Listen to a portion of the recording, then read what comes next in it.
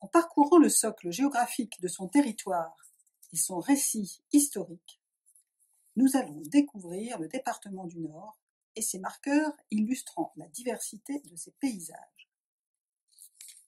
Un marqueur est un indicateur d'une logique d'installation humaine qui dégage un potentiel de valorisation d'un territoire. Les marqueurs se déclinent en 4 thèmes: nature, eau,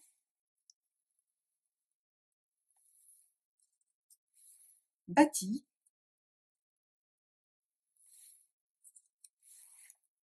et mobilité.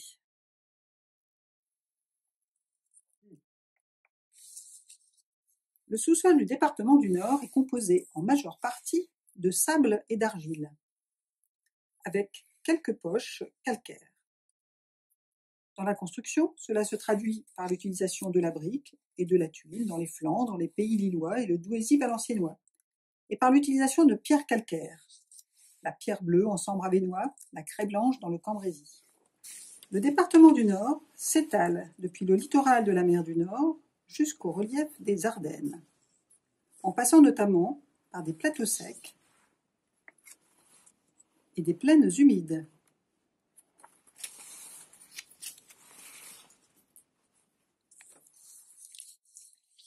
Le département du Nord est divisé en 7 bassins versants.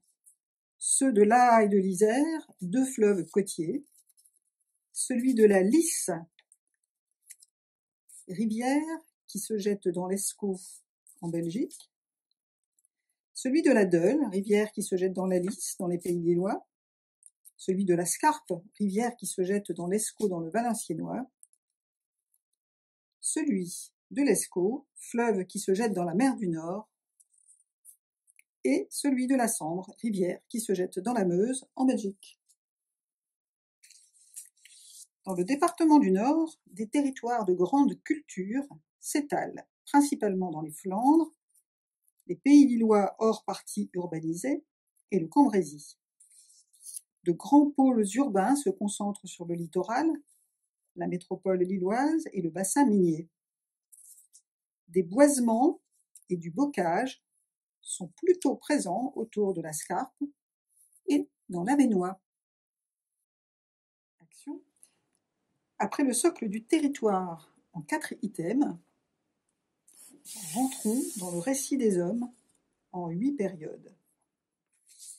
À l'époque gallo-romaine, dans la Gallia Belgica, le trait de côte est lié à la dernière transgression marine. Le territoire du littoral marécageux ne permet pas l'installation pérenne d'établissements humains. Les villes se concentrent dans l'intérieur du pays. Par exemple, Bavay, dont les vestiges du forum sont encore visibles, et le réseau des grandes voies romaines qui maillent le territoire, notamment autour de Cassel. Au XIVe siècle, un réseau de villes est constitué, issu de l'ère d'expansion économique qui débute au IXe siècle. Le centre de gravité de l'Europe s'est déplacé vers le nord, tant du point de vue des pôles industriels naissants que des échanges commerciaux entre régions. À cette époque médiévale, les abbayes se développent sur le territoire, par exemple à Vaucelles. Les ressources naturelles sont exploitées, telle l'eau, avec les moulins, comme à Maroilles.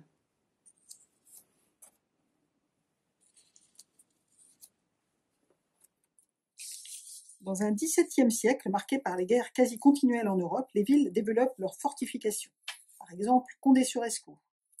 Les frontières sont mouvantes et défendues par des villes bastionnées composant de véritables lignes de défense. Également, à cette époque dite moderne, un réseau de canaux se structure.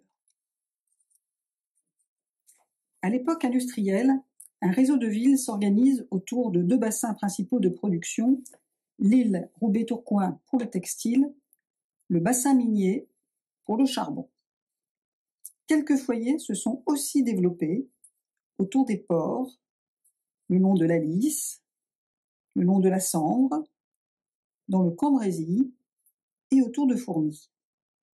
Rapidement, les villes se densifient, s'équipent et s'étendent, y compris au-delà d'enceintes fortifiées. Outre les graves conséquences sur le plan humain qu'elle a entraînées, la Première Guerre mondiale a généré des dommages importants dans les villes et villages du nord de la France situés sur le front mouvant de l'offensive allemande. À l'époque de l'entre-deux-guerres, les importantes reconstructions de style néo-régional marquent encore aujourd'hui le paysage urbain du département.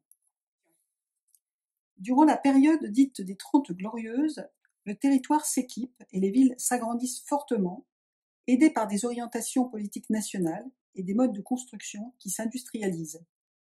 On voit se développer des ZUP, zones à urbaniser en priorité, et des grands ensembles, ainsi que des zones pavillonnaires créant des couronnes périurbaines au contact de la campagne.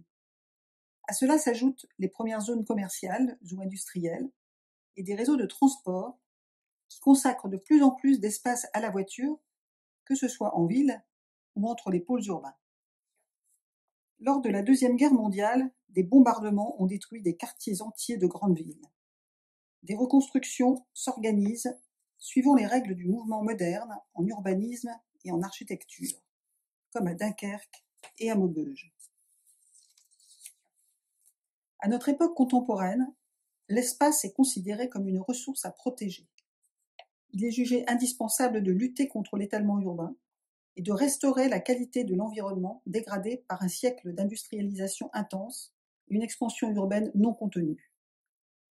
La requalification de friches industrielles en écoquartiers et plus globalement le renouvellement urbain questionne les mobilités et participe à la lutte contre la périurbanisation. Classé en 4 familles, eau, bâti, nature, mobilité, chacun des marqueurs cités et illustrés précédemment nous raconte le territoire et porte des enjeux pour son développement. S'appuyer sur ces éléments témoins de la géographie et de l'histoire permet de proposer des projets en continuité et en harmonie avec leur environnement. Explorons plus attentivement le marqueur Moulin de Maroilles. Action.